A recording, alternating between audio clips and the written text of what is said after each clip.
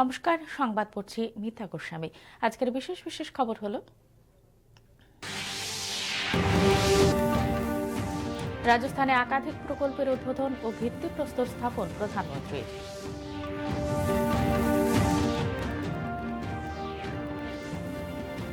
গুজরাটের সানান্দে ওসাট প্ল্যান্টে সেমিকন্ডাক্টর চিপের বাণিজ্যিক উৎপাদনের উদ্বোধন।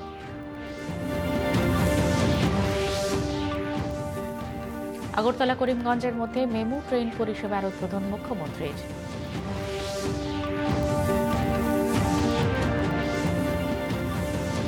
মৈত্রী সেতু এবং আগরতলা আখাউড়া রেল লাইন শীঘ্রই চালু হবে বলে আশা প্রকাশ করেন মুখ্যমন্ত্রী।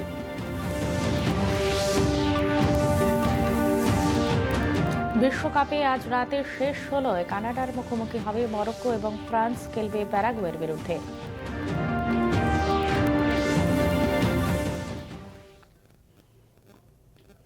এবারে বিস্তারিত সংবাদ। প্রধানমন্ত্রী নরেন্দ্র মোদী আজ রাজস্থানের পাঁচপাদরায় 105 লক্ষ কোটি টাকারও বেশি মূল্যের উন্নয়ন প্রকল্পের উদ্বোধন ও ভিত্তিপ্রস্তর স্থাপন করেছেন। তিনি আজ রাজস্থানের যোধপুর বিমানবন্দরে মোট 480 কোটি টাকা ব্যয়ে নির্মিত নতুন টার্মিনাল ভবনের উদ্বোধন করেন।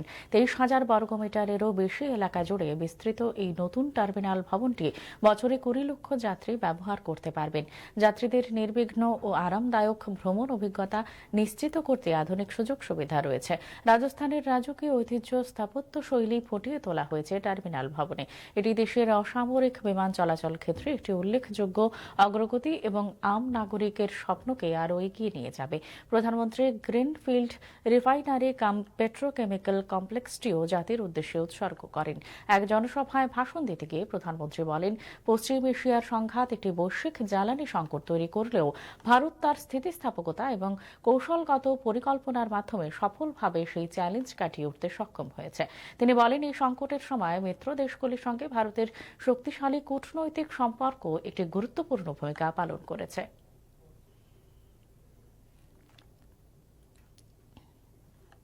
और इसके साथ ही आपको ये पट्टू भेंट किया जा रहा है। सज्जनों, आज के समारोह में अब हम आज राजस्थान की इस धरती से भारत ने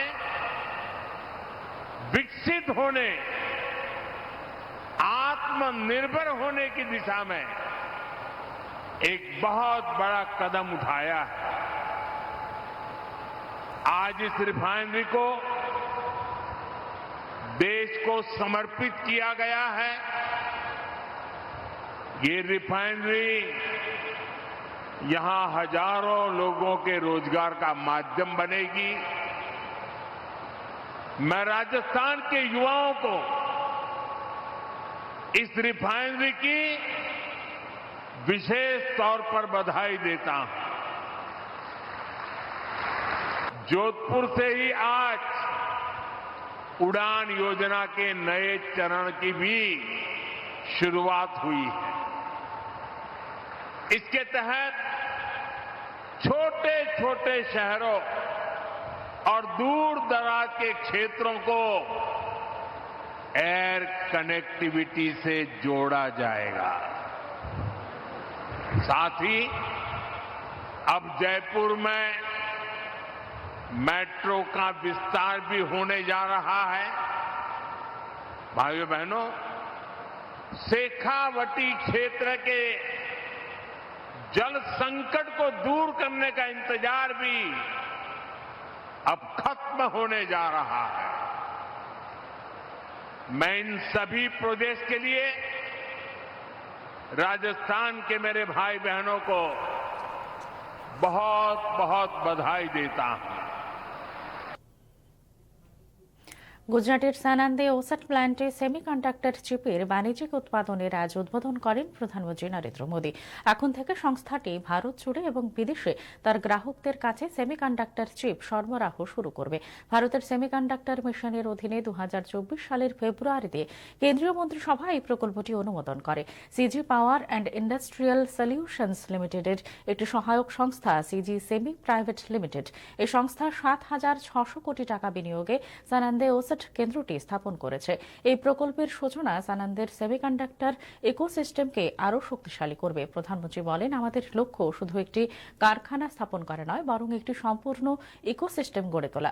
ভারতের সেমিকন্ডাক্টর মিশনকে এগিয়ে নিয়ে যাওয়ার ক্ষেত্রে গুজরাট একটি অগ্রণী ভূমিকা পালন করছে। সেমিকন্ডাক্টর খাতের বিকাশে সহায়তা করার জন্য গুজরাটই প্রথম রাজ্য হিসেবে একটি বিশেষ সেমিকন্ডাক্টর নীতি ঘোষণা করে। ये कार्यक्रम इस बात का प्रमाण है कि भारत जो ठान लेता है वो करके दिखाता है। 5 साल पहले भारत ने संकल्प लिया था कि देश को सेमीकंडक्टर हब बनाएंगे। हम design in India, make in India के मंत्र को लेकर आगे बढ़े और आज देश के तीसरे सेमीकंडक्टर प्लांट में भी चीप पैकेजिंग का कमर्शियल प्रोडक्शन शुरू हो रहा है। साथियों, 2024 में इस प्लांट का शिलान्यास करने का अवसर मुझे मिला था। 2025 के अगस्त महीने में यहां टेस्टिंग चिप्स का काम शुरू हुआ और आज इस प्लांट का उद्घाटन हो गया है। शिलान्यास से प्रोडक्शन तक का ये सफर निश्चित रूप से अनेक साथियों के परिश्रम का परिणाम है। রেল যোগাযোগ ব্যবস্থায় আরও একটি মাইল ফলক স্পর্শ করল ত্রিপুরা।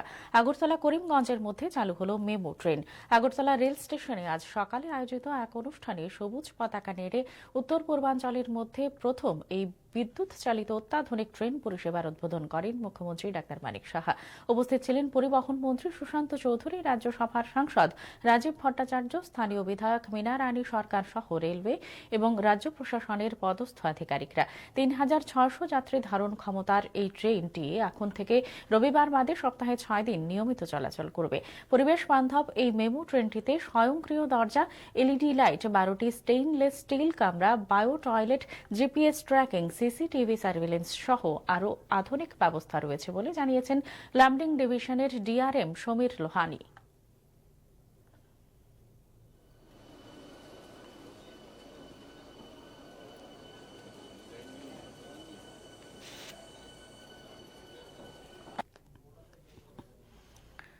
সাবরুমের মৈত্রী সেতু এবং আগরতলা আখাউড়া রেল লাইন খুব শীঘ্রই চালু হবে বলে আশা প্রকাশ করেছেন মুখ্যমন্ত্রী অধ্যাপক ডাক্তার মানিক সাহা।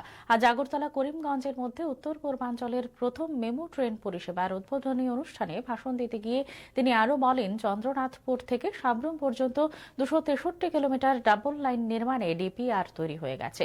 এছাড়া জিরানিয়া থেকে বোজ্জংনগর শিল্পনগরী পর্যন্ত রেল লাইন সম্প্রসারণে সমীক্ষার কাজ চূড়ান্ত হওয়ার পর 42 লক্ষ টাকা বরাদ্দ করা হয়েছে বলে জানান তিনি।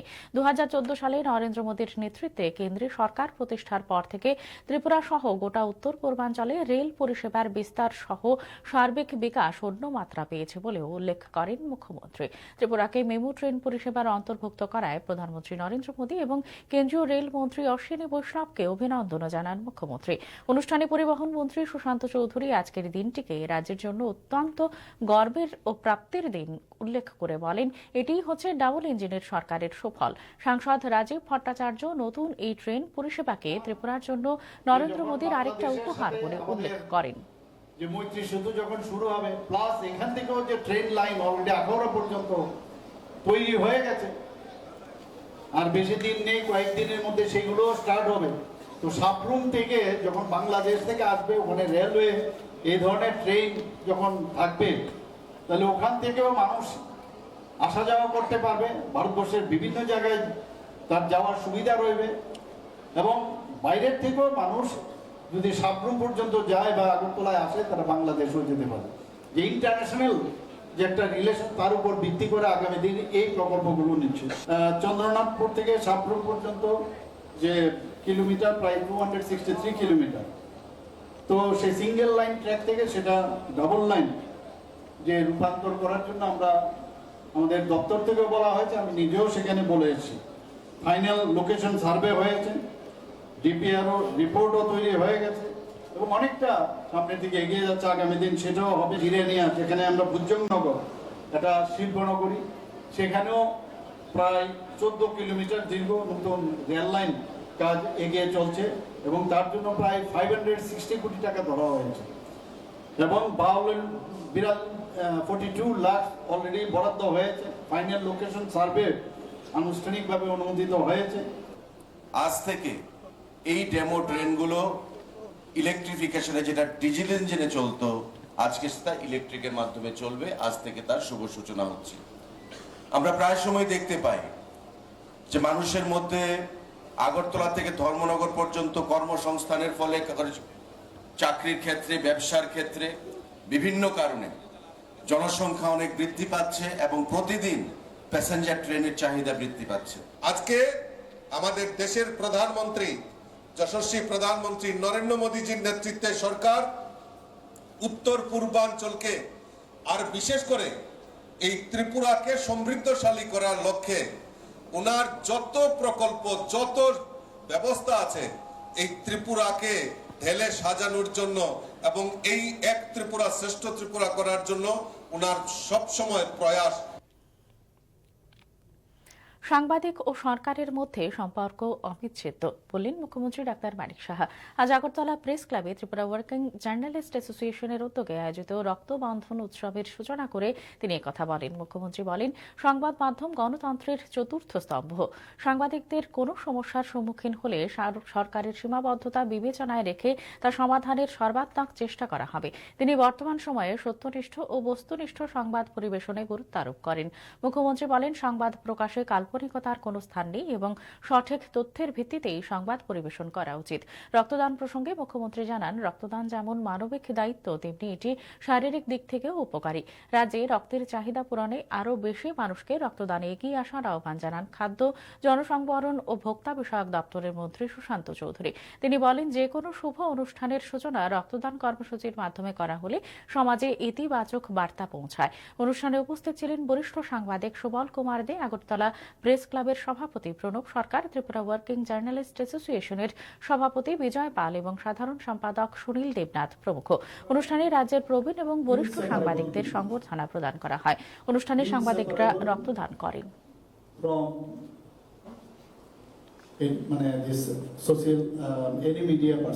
চতুর্থ স্তম্ভ হিসাবে আইনগতভাবে নেই, তিনটা আমাদের গণতন্ত্রের পিলার বলা হয়, কিন্তু চতুর্থ স্তম্ভ হচ্ছে আমাদের এই যারা সাংবাদিক জগতের যারা আছেন, মিডিয়া পার্সন, এবং এটা রাখতে হবে, না রাখলে তো অসম্ভব।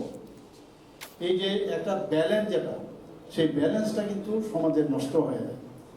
ইমাজিনেশন করেও কিন্তু অনেকে খবর ছাপায় বা খবর লেখেন। ইমাজিনেশনের কোনো স্থান নেই এবং এটা কিন্তু আপনাদের অলরেডি কর্তব্যের মধ্যেই পড়ে।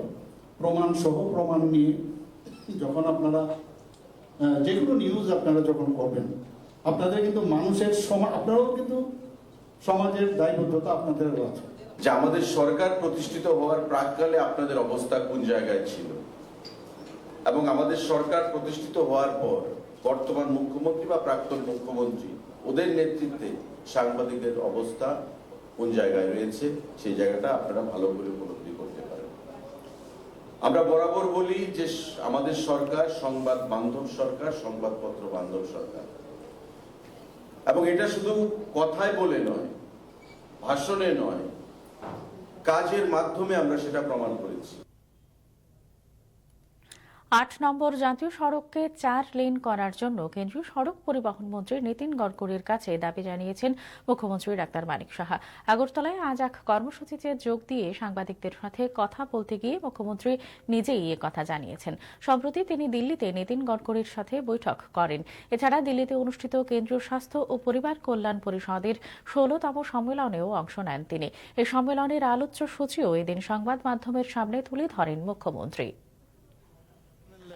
যে গভর্নিং বডি, গভর্নিং কাউন্সিলিং এর মিটিং হেলথে সেটার উপস্থিতি আমার সেখানে যাওয়ার কথা ছিল, সেখানে আমার যেতে হয়েছে। তো সমস্ত হেলথ মিনিস্টাররা সারা ভারতবর্ষের সবাই সেখানে ছিলেন, ইউনিয়ন হেলথ মিনিস্টার ছিলেন, ইউনিয়ন এমওএসও ছিলেন।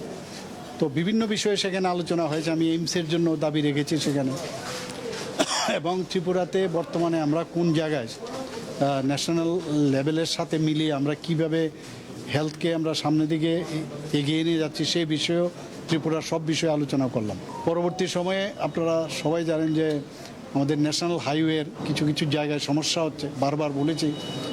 এবার ইউনিয়ন মিনিস্টার এমআরটিএইচের যিনি নীতিন গাডকারির সাথে কথা হয়েছে, উনি কথা দিয়েছেন যে এগুলোর যাতে কোনো সমস্যা না হয় আগামী দিনে সেগুলো উনি দেখবেন, এবং আধিকারিকদেরকেও উনি নির্দেশ দিয়েছেন NH-08কে যাতে 4 লেন করা যায় তার জন্য আমি দাবি রেখেছি।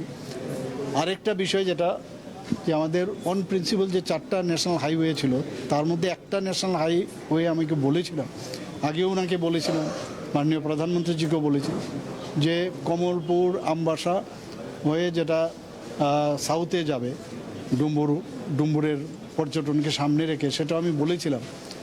তো উনি বললেন যে গতি শক্তির মধ্যে যদি আনা যায় তাহলে এটা ইজি হবে। তো সেই বিষয়েও আমরা আধিকারিকদের বলেছি সেভাবে ডিপিআর বানাইয়ে ওনার কাছে পাঠানোর জন্য।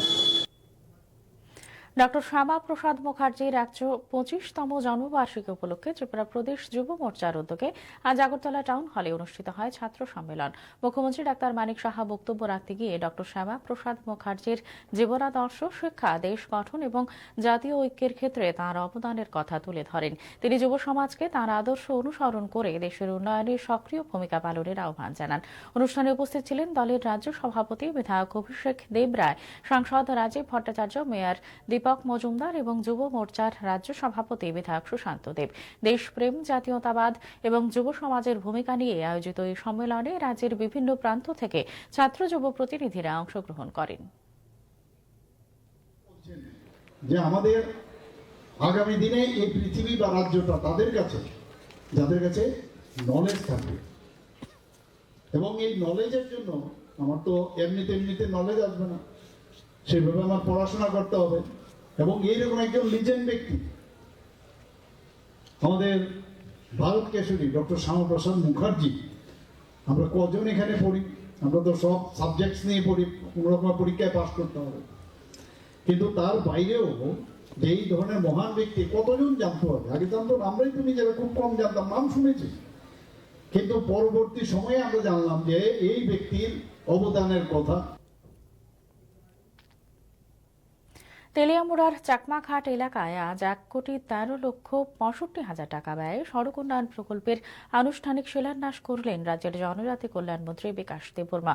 পরে বক্তব্য রাখতে গিয়ে তিনি বলেন, প্রত্যন্ত এলাকার মানুষের দীর্ঘদিনের সমস্যাগুলিকে অগ্রাধিকার দিয়ে একের পর এক উন্নয়নমূলক প্রকল্প বাস্তবায়ন করছে রাজ্য সরকার।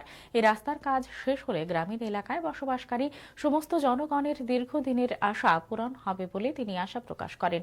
শিলান্যাস অনুষ্ঠানে তেলিয়ামুড়া পূর্ত দপ্তরের আধিকারিকগণ, স্থানীয় জনপ্রতিনিধিরা উপস্থিত ছিলেন। স্যাংশন করে ওয়ার্ক অর্ডার হয়েছে। আমার সঙ্গে আছে ইঞ্জিনিয়ার বাবুরা এবং এই গ্রামের প্রধান মেম্বার, সমস্ত জনগণ আছে। আজকে তারা খুশি এই রাস্তা পাওয়ার জন্য, কারণ অনেক স্বপ্ন দেখেছে, আজকে বাস্তবায়ন হয়েছে। নতুন রূপে সেজে উঠছে ধর্মনগরের পুরাতন সংশোধনাগার। দূরদর্শনকে দেওয়া একান্ত সাক্ষাৎকারে উত্তর জেলার জেলা শাসক চান্তি চন্দ্রন জানান, ধর্মনগরের পুরাতন সংশোধনাগারটি না ভেঙে বরং পরিকাঠামোকে কাজে লাগিয়ে নতুন রূপ দেওয়া হচ্ছে। এখানে থাকবে স্বনির্ভর গোষ্ঠীর মহিলাদের উৎপাদিত বিভিন্ন পণ্যের প্রদর্শনী ও বিক্রয় কেন্দ্র। এ নিয়ে দেখুন আমাদের প্রতিনিধি বুদ্ধ ভট্টাচার্যের প্রতিবেদন।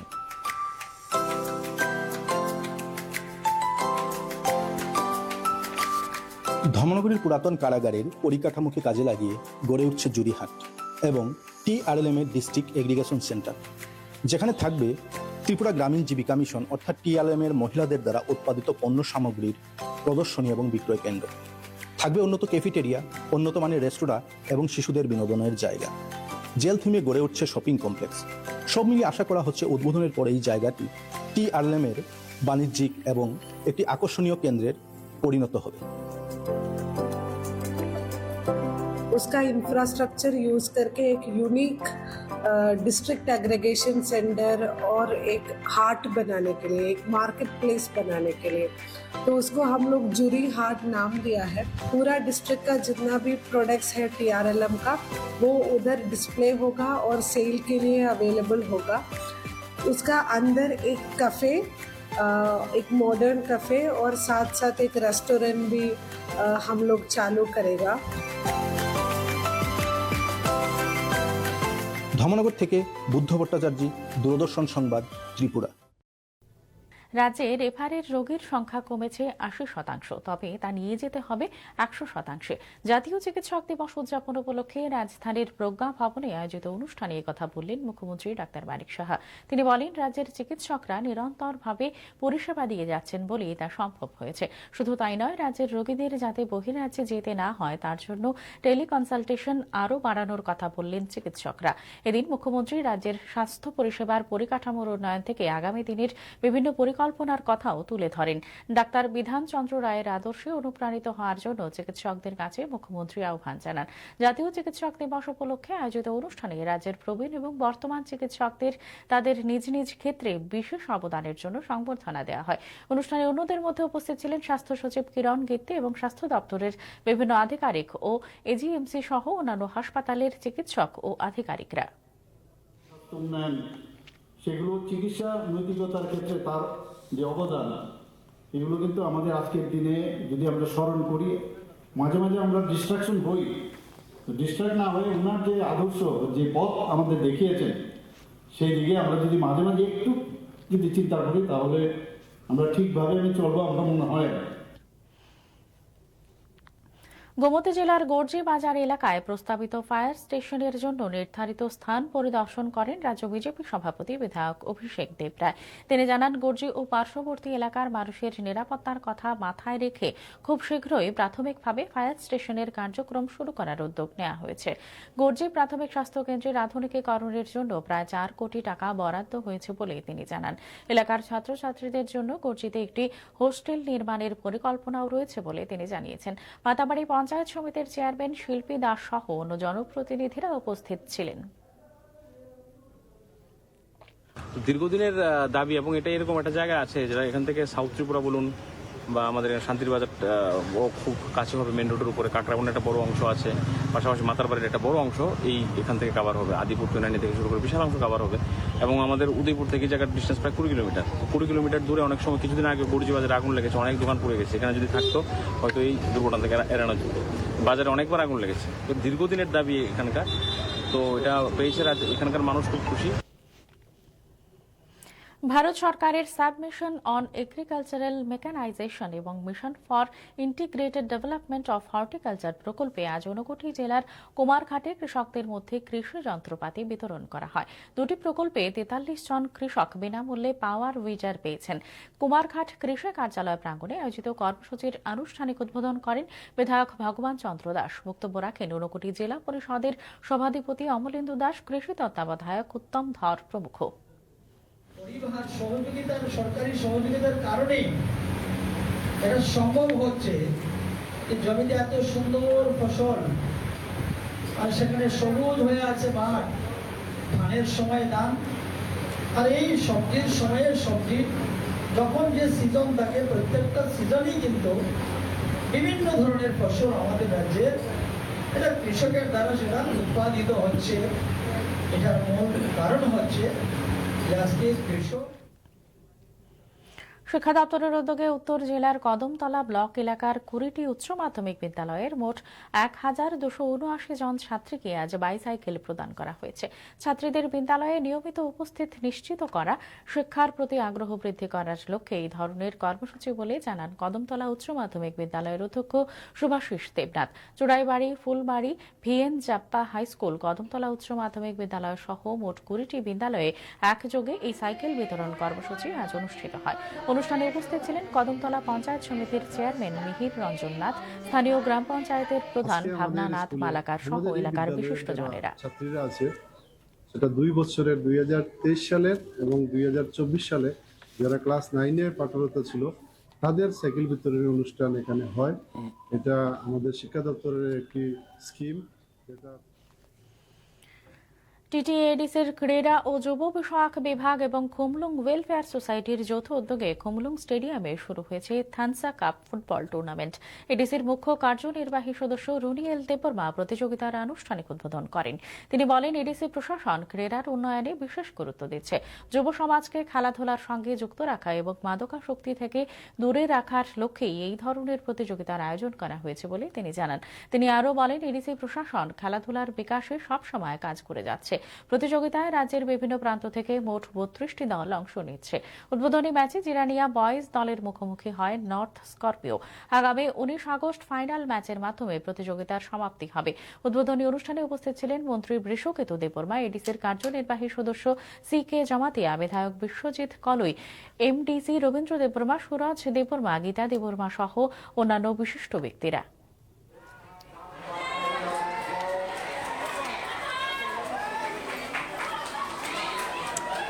ये फाइनल होगा 19 अगस्त। तो यहाँ का प्राइस मनी है 5 लाख और रनर्स के लिए है 3 लाख और थर्ड पोजीशन के लिए है 1 लाख।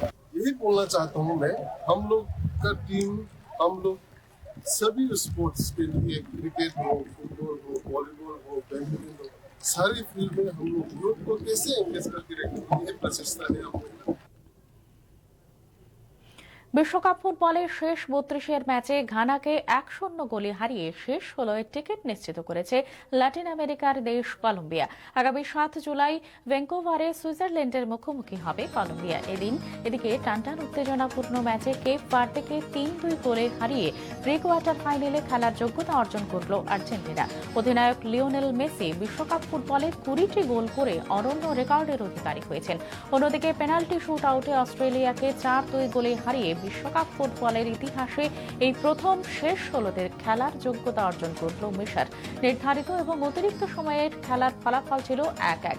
প্রি কোয়ার্টার ফাইনালে 7 জুলাই মিশর মুখোমুখি হবে আর্জেন্টিনার। এদিকে আজ রাতে শেষ 16 কানাডার মুখোমুখি হবে মরক্কো এবং ফ্রান্স খেলবে প্যারাগুয়ের বিরুদ্ধে।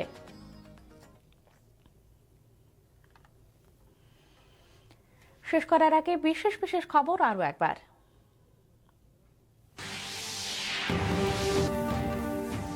রাজস্থানে একাধিক প্রকল্পের উদ্বোধন ও ভিত্তিপ্রস্তর স্থাপন প্রধানমন্ত্রীর।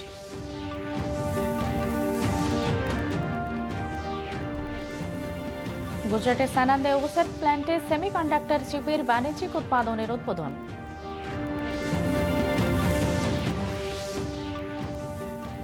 আগরতলা করিমগঞ্জের মধ্যে মেমু ট্রেন পরিষেবার উদ্বোধন মুখ্যমন্ত্রীর।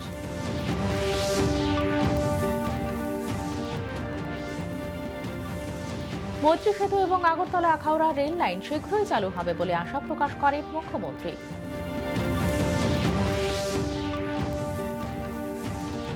বিশ্বকাপে আজ রাতে প্রি কোয়ার্টারে কানাডার মুখোমুখি হবে মরক্কো।